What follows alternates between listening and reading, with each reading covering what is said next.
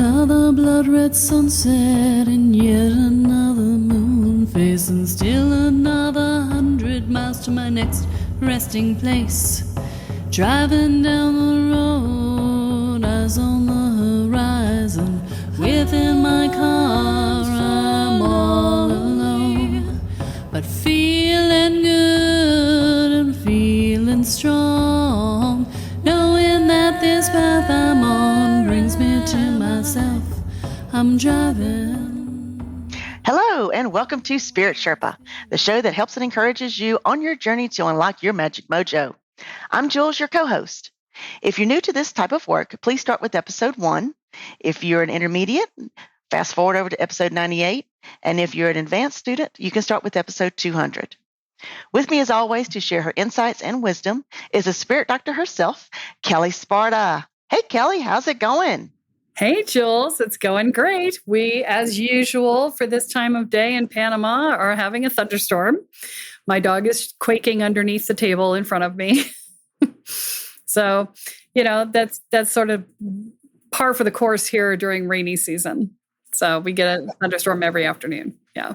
Well, guess what? You're sharing it because we literally just had a sprinkling of water, of rain come through. It's been like the Mojave Desert over here. And so literally I was like, oh, it's raining. I'm so excited. My vegetables are going to be so excited. Yeah.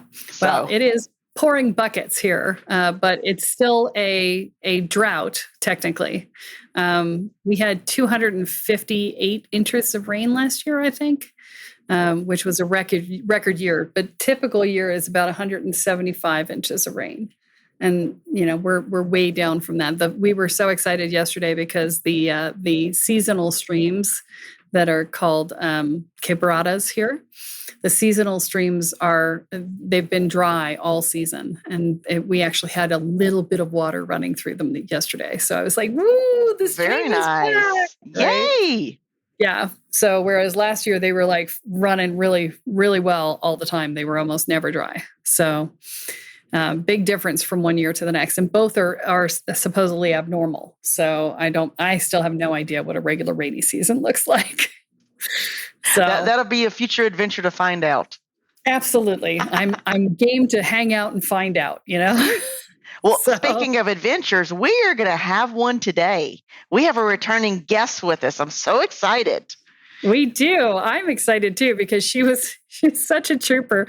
She's been sick for the last week and a half, and I called her up literally 6 minutes before this podcast recording and said, I meant to call you and ask you if you would do this, and I got distracted, and I ended up with my day got away with me for me, and can you do this? And she's like, when? I said 6 minutes. She's like, is it on video? I'm like, yes. She's like, I'll be there. I'm like, I love you.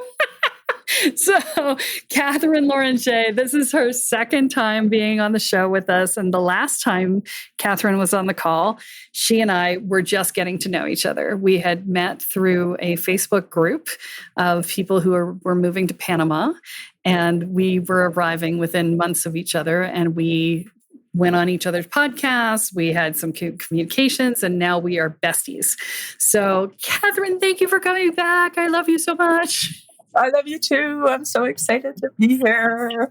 I also have a dog under my desk right now because the thunder, it rumbles over our house and the house literally shakes. So when you called me, I was sitting at our dining room table because we've set it up permanently as the Thunderdome, which is basically it's draped with blankets for the dogs to go under. So I have the work zone in the morning and then the Thunderdome in the afternoon.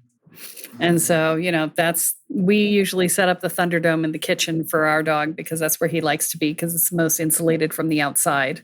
And so we've actually taken to setting up a table in the kitchen and draping it with a comforter and putting a pad underneath and, setting it all up as his little comfort place. But he wants to be where I am when I'm podcasting. So he's living with the cramped quarters and my feet occasionally towing him in the butt. So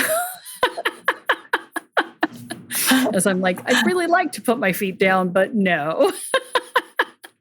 I'm going to be on my toes for the entire episode. So we had a very interesting conversation, and this is why I wanted to do this episode today. I was talking with someone who was thinking about coming into my program, and she's been talking about coming into my programs for a while, like a long while. And, this is one of those things that happens when people come in. And one thing, so the thing that I hear from a lot of people, and this person in particular actually mentioned that too. She said, I've been outgrowing a lot of my teachers, and, I just keep outgrowing them. And I'm like, I get it. And she said, I liked you because I wouldn't outgrow you. And I'm like, yeah, I'd be surprised. I'd be pleasantly surprised if you did, but I'd be surprised because, I'm that far ahead. But still, nonetheless. And so one of the things that happens when you are starting on this path is that you're going to go through processes, and initial processes are all about perspective shifts and being able to see the world differently and being able to choose your thoughts, right? So thought choices and perspective shifts is sort of the first stage. And then the next stage is looking at your limiting beliefs and where those come into play. And then the next stage is looking at your assumptions about life and how those are impacting how you're existing in the world. At each stage, there are initiation points, right? With perspective shifts, the initiation point, the initiation points they're just the act of getting the perspective shift. That is the initiation. When you integrate a perspective shift, it changes how you see everything. And that is an initiation unto itself. It's a very low grade initiation. Right. And let me define initiation. We did an entire podcast on this in the beginning. So go back if you need more on initiations. We did a whole podcast on it. I think it was like episode 18 or somewhere in that very early stages. And what you need to understand is that initiation is a step from one state of being to another. It is a crossing point from which there is no return. Okay. So for instance, when you get married, you are being initiated into the state of marriage. There is no not being married again. You will never have not been married again. You can get divorced, but you will never have not been married again, right? These initiation points are points at which you can't go back, right? So this is one of the things that if you get a copy of my book, you'll see in the introduction, it says, stepping onto this path is like learning how to read. You can refuse to read the signs, but you will always know what they say, right? Once you've learned how to read, you will never be illiterate again. And so choose wisely, make sure you want to be on the path before you step onto it because you can't unlearn it. It is an initiation point, right? And so as we go through the initiations, those initiations become more significant. And what you're dealing with becomes more core to the central part of your being.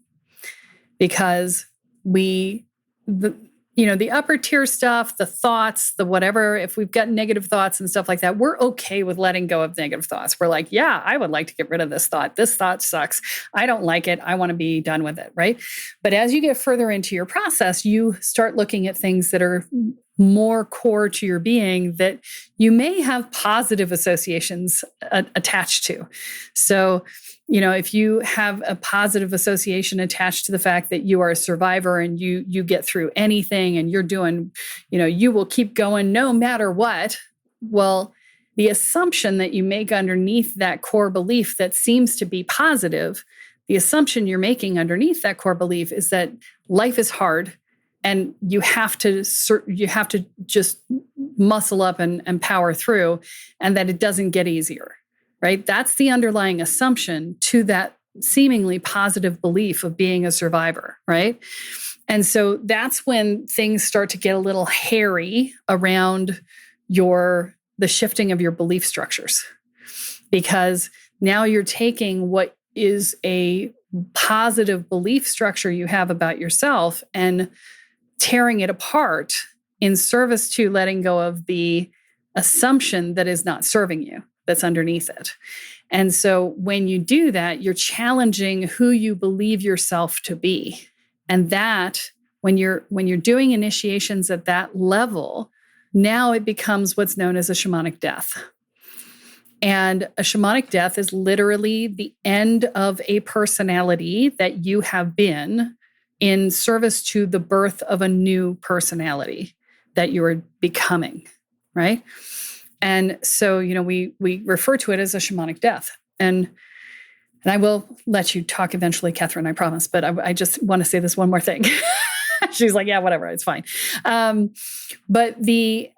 I watched a TikTok yesterday, and I just made a response to it today. I haven't had a chance to cross-post it, but the one of the things that they were talking about in this video that I watched was that they said that God said that if you eat of the fruit of the tree of knowledge, you will surely die. And she said, and then Adam and Eve ate, and then they didn't die. So he lied, right? And, the biblical scholar who was responding to this said, yeah, he lied. And I'm like, he didn't lie. It was a shamanic death. It was not a physical death. They died to their innocence. They died to their naivete. The people that they were no longer existed once they tasted of the fruit of knowledge, right? And that is the quintessential shamanic death, right? Where you now cannot see the world in the way that you saw it before. You have become someone new. And so, this actually is an ancient concept that is really probably one of the most misunderstood things in the modern day spiritual dynamic. And so I had someone who had been talking to me for over a year about coming into the programs. And every time I talked to her, it was delay. And so we had this conversation, and I was mentioning this to Katherine over dinner. And she, I said, this just feels like a whole lot of resistance to the shamanic death. And, all this response that I got of, I had this terrible feeling of dread and awfulness. And I just felt so overwhelmed the minute I committed and, hadn't even signed up yet, had just scheduled a date to sign up and had this response, right? And so, just the responses that came were traditionally shamanic death experience. She was like, I was having nausea. And nausea is a fairly common response to this sort of experience. People may throw up their emotions. They may get what we affectionately refer to as the shamanic shits and clear out in the other direction, right? But when you're having a shift at such a core level of your being, it impacts your energy, and your energy impacts your physicality. And so, your body responds sometimes violently to these shifts. It doesn't make it bad, right? This is the other piece of this work, is that you're stepping into a space where you are, you're having to learn to see the world as experience rather than as good or bad. Nothing is good or bad. It is just an experience. And how we choose to interpret it may change over time, depending upon what our awareness and perspective is from what in any given moment. And so when you recognize that some of the worst experiences of your life have become the best teachers of your world, then you over time, you start to go, yeah, it's just an experience, right? Yeah, it wasn't a pleasant experience, but it was just an experience, right? I'm not going to label it good or bad because I don't know yet, right? I don't know. And what I think a year from now will be different than what I think 5 years from now, or 10 years from now, or 20 years from now. And so I'm going to, or 3 lifetimes from now, right? And so, not labeling is one of the things that is helpful in that. But I brought this to Katherine at dinner, and I said, this is what's been happening. And she said, oh, we've got this in the work that I do too. And Katherine comes at this from a very different angle than the shamanic perspective that I take this from. And so I wanted her to come onto the call today, onto podcast, so that she could talk about it from her side, about how she sees it and how she teaches it with her people. So I'm going to hand that over to you and let you talk about that and say how you feel. Thank you, Kelly. I was if you saw me looking down, I'm just taking like copious notes, right? So I'm like, oh, like that's this and this is this and this is this. And what I love, and one of my core beliefs is that there is one presence, one power, and we're all talking about the same thing, and we all have a unique perspective and relationship and interaction with that. So your kind of the shamanic perspective, I'm like, oh, like that's so interesting because I see it, I understand it, and this is the language that I use to describe it and understand it. And so let me just take a moment here because there's so much there. So the kind of way that I approach it, and it's very similar, is that we all have a core identity. We're kind of coming from that perspective, and often it's unconscious. We're not really aware of our thinking, our patterns, our beliefs, our agreements. Often we look to things outside of us for permission or reasoning about what's happening in our life, but actually we live from an inside out. Like the point of power for your life is within you. And so when you start to make that shift, you actually start to see that you are creating your results in life. And so the way that I approach it is we start with asking the question, and Kelle, you've heard me ask this question, what would you love? Which is my favorite question from you. It's such a good question, right? It's such a good question. Here's another one. What if it was easy? That's another question, right? So what would you love? And the reason we start with that question is because love is one of the highest vibrations, right? So often we're looking to, what does my education say? What does my past say? What does my family say? What does the economy say? But when we ask ourselves, what would I love? And we really, really give ourselves permission to imagine and dream and think possibility-wise, well, what would I love? Like if I could actually be and do and have and experience and express and give and just have the life of my desires, what would that look like? And so what you would love when you're tapping into that question, you're actually tapping into Spirit's idea for you. And so I believe that we are cosmic beings having a human experience, and we came here to grow and to learn and to express and to have fun and to have like an amazing life and to love and live and just learn and have the best time ever. And so when we tap into what is life's idea for me, what is Spirit's idea for me, right? Putting aside all of the conditions, we start to get this, and I'm getting the God bumps right now. I don't know if you can feel that, but you start to really tap into what is that higher order of being for yourself.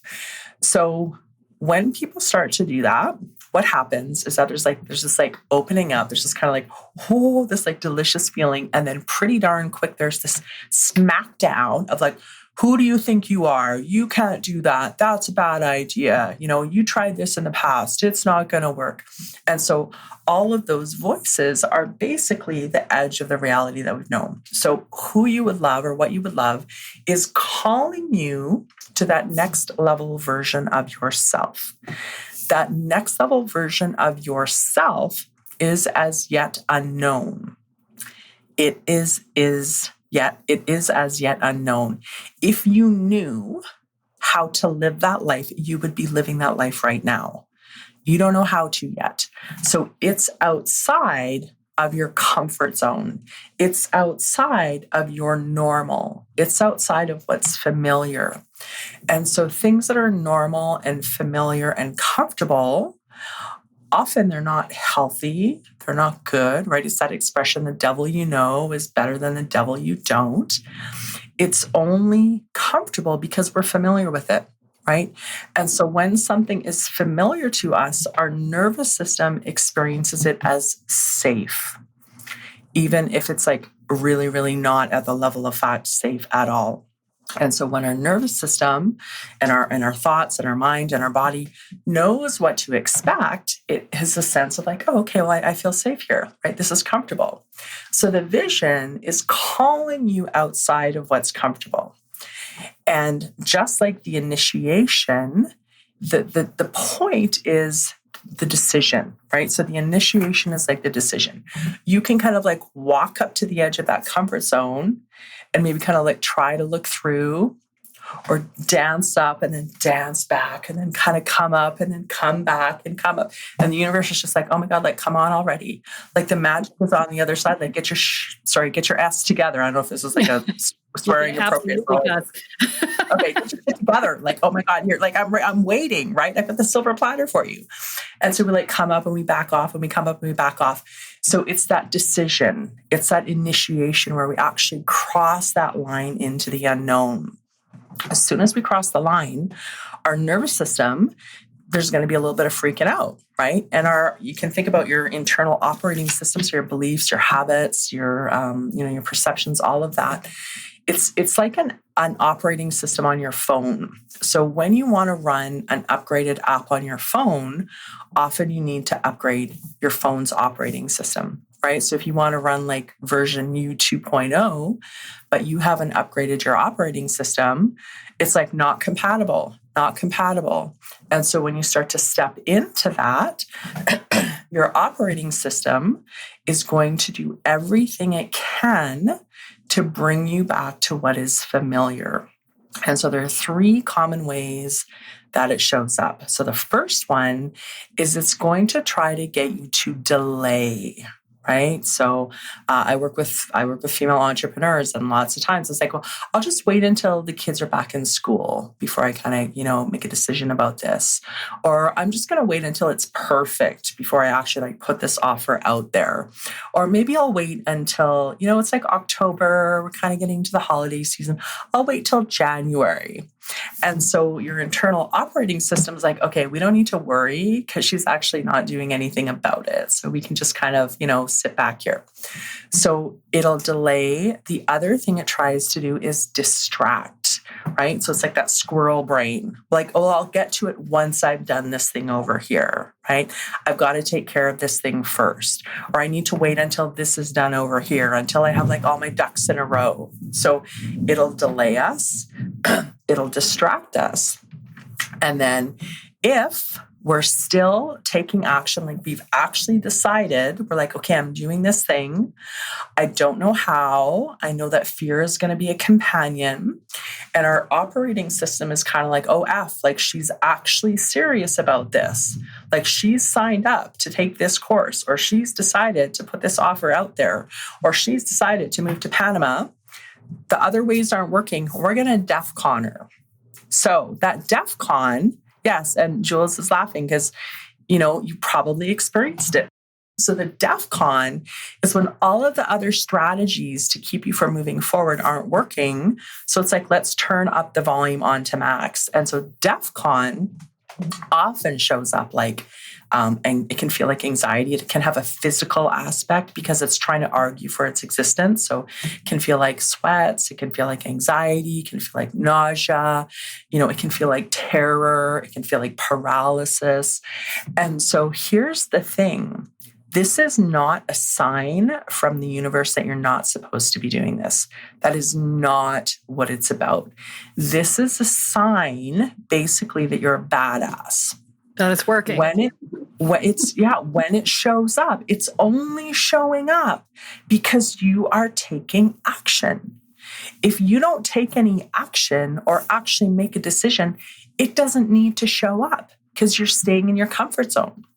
So if it shows up, and this is some of the rigor in the work, is to first of all realize like, oh, that's what's happening, right?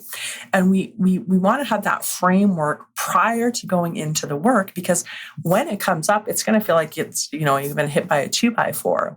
So you can kind of cognitively know it, but until you've actually navigated it a couple of times, you haven't yet developed the neuroplasticity, the nervous system, safety to be able to work through it. So when that shows up, and I see it a lot when someone's making a decision to invest in a coaching program, whether maybe going to hire their get on call. Totally, right? Or they're going to hire their first team member, or they're opening up a new branch of their business. And it's going to show up and it's going to be terrifying. So when oh, this is actually what's happening here, what you need to do is reach out for help. So talk to your coach, right? If you decided to, as an example, invest in a program, reach out to that person that you want to work with and get some support to walk you through it, because it's actually good news that is showing up. It's like, and it doesn't feel like good news in the moment at all. I realize that I've been there, done that many times, right? And now I can name it. Oh, that's DEFCON. It still feels like a, bag full of rocks hitting my head, but you know what it is. So get support. And so, Kelly, that was like a big old, I've got some notes here. Oh yeah. And then also that thing around once you've made that decision, right? It's like learning to read. You can't ever not know how to read. There's that expression that ignorance is bliss. So once you know, you cannot unknow. And if you're listening to Kelle's podcast and you're in her world, it's because there is a calling within you to be in this work. That's true. And, there's even, I get this all the time with people who are coming on discovery calls. They'll even get nervous for the call. They're like, oh, well, or I have to wait for Jewel, you want to talk about that for a second? Oh, I was trying to unmute while I'm coughing and laughing hysterically at everything y'all are saying, because I can relate to everything. I was a nervous wreck. Are you kidding? You were Kelle Sparta. I've been listening to you on a podcast. You know your shit and call people on their shit. And here's little old me. That's the mindset I was in. Calling, for discovery call. I'm like, oh my God, I'm talking to you. Oh my God. I was freaking out. And now looking back, that's the most hilarious thing I think I've ever experienced in my life, full circle here. But that was funny. That was so funny. And then, Katherine, when you were talking about the postponing it, we'll do it after Christmas, after the first of the year, after this. I'm like, oh my God, that is my mom. And it's like, I'm the universe going, no, you need to do this now. You don't need to wait. And she's like, no, I'm going to wait till that goes on sale. I'm going to wait to this. So that was quite interesting. Yeah. Well, and I hear this a lot, actually. I have people who will not show up for a discovery call. And then they're like, I'm so sorry. I just got so stressed out and I didn't know what to do. And I didn't know how to get there, or I couldn't find the link. And it's like, if somebody doesn't show up for a call, I will send them a link on text. I will send them a link on email. I will call them. If they didn't get any of those, that's because their system was shutting it down so hard that the electronics were fritzing around them. Right. And that happens. I can't tell you how many times that has happened. And, these are the types of things, especially as I'm starting to work with people who are further along in their journey, who are spiritual practitioners. In the beginning stages, you're doing the perspective shift stuff. Yes, there's an intimidation factor. There's a fear factor that can show up in the discovery call session, in the sign-up session, all of that. But it's not nearly as intense as if you're further along in the process and you're like, oh, I'm dealing with the assumption and belief level. And, oh, I'm dealing with the, changing who I believe myself to be level. That's when things really amp up. The further along you get in the journey, the more amped up it becomes. And it's literally to the point where, and this goes back, you guys have probably, if you've been listening to the podcast from the beginning, you've heard this many times. But every time I went to Lumen's Gate, which Kathy ran for many years before we started working together, every time I went to Lumen's Gate, I would force a check on them the day that we were leaving the previous year's event for the next year. I would force a check on Kathy for the next year. And she's like, I don't even know what it's going to be. I don't even know if we're doing it. I'm like, I don't care. Take my money. And she was like, why? And I'm like, I want into the energetic. She's like, the energetic doesn't exist yet. I'm like, yes, it does. It's the eternal moment of now. The energetic exists already. So take my money. I want in, right? And so, and I did that because I was operating at such a level that the initiations were hard freaking core. And the longer I had to steep in that energy, the easier the transition became, right? And I knew that inherently. I was like, nope, I want to have all year to make this transition because this is going to kick my ass, right? And I would like my ass to not hurt as much when I'm done, right? And so I went there to get my ass kicked. That's what I wanted, right? Because I couldn't do it for myself at the time.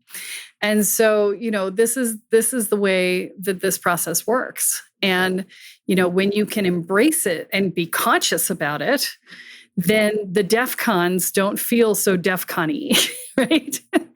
You can look at it and, I've been known to look at the DEF CON energy in my life and go, we are doing this, get on board or get out of the way, but you need to shut up and go away now.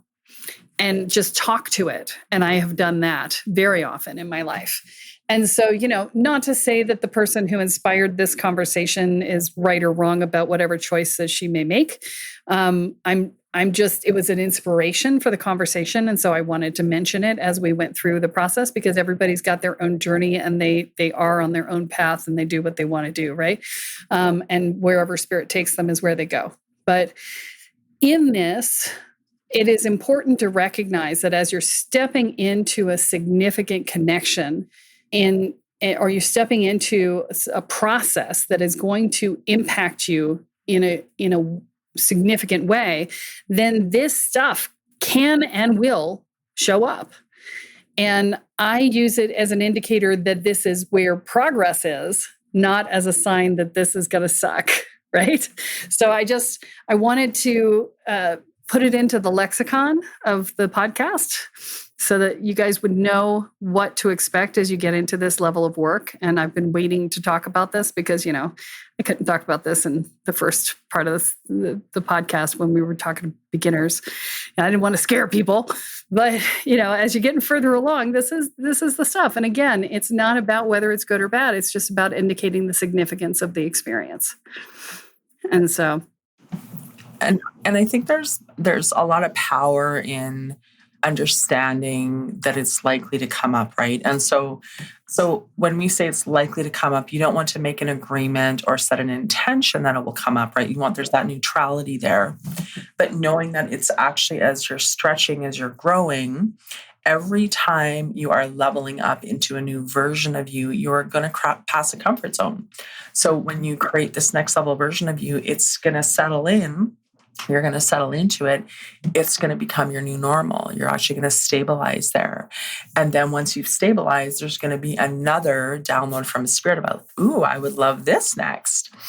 And so that download is to support you in your growth, right? And then when you're stepping past that comfort zone, there's going to be some fear. There's going to be maybe DEF CON, maybe not, but there's going to be, when you cross that edge, it's going to show up. So just knowing, oh, this is what's happening. Okay, it's not a sign. Doesn't mean I'm doing it wrong. It actually means I'm doing it right? I'm not in danger. Learning how to work with your nervous system to kind of calm it so that you can actually take that step that is in your highest good. Yeah. And I'm reminded of my early Reiki classes. And when they would talk about healing crisis. And a healing crisis is basically a mini version of DEF CON. So, that's another way of thinking about it. If you're Reiki trained and you know what a healing crisis is, it's a version of initiation DEF CON sort of energy, right? So, there's lots of different language for this process. That's because it exists, and, you engage it, and it may come and kick your ass or not, but how you deal with it, how you engage it, how you respond to it, it makes a huge difference about how it impacts you. So, again, the knowledge that it could happen, it's not something to dread. It's just information. It's like, and it doesn't happen every time. It doesn't. But when it does, by God, right?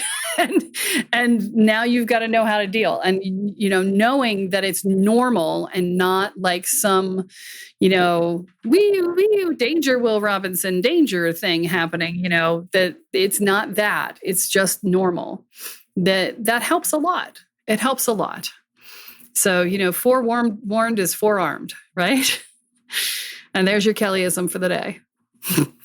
That's a wonderful Kellyism. I'm thinking knowledge is power. I keep seeing the cartoon, Sure. come across. Yeah. So if you guys are interested in learning more about how to step into this work, I mean, we do a lot of this work in the Woo You program. We don't talk about that a lot on the podcast, but that is the third program in the series where we're doing a lot of self-inquiry work and a lot of finding your gifts and things like that, and mapping out your inner psyche, all of that. And so if you're at that stage where you feel like you've got a solid container and you've got your monkey mind under control and you're just ready to do that shadow work, then the Woo You program might be the thing for you. And so, sign up for a discovery call and come talk to me. And, if you love what Katherine was talking about and you feel like that's a path for you and you're a female entrepreneur, we're going to put a link in the show notes for Katherine's program and you can check her out as well. And what's your website, Katherine? It's catalystcoaching.com. So catalyst with a K, like Katherine with a K. And I'll also give you a link for a free meditation download. So it's a guided visualization meditation to help you actually tap into what is your vision for your life. So it's a great starting point. We love that. That's Yay, awesome. Thank you. Well, that's all that we have for this week, folks. Tune in next time when Kelle adds another chapter into your guide to energy, magic, and the spirit world. I'm Jules, here with Kelle and Katherine, and you have been listening to Spirit Sherpa. So long, y'all. Bye. Driving down the road, eyes on the horizon. Within my car, I'm all alone, but feeling good and feeling strong, knowing that this path I'm on brings me to myself. I'm driving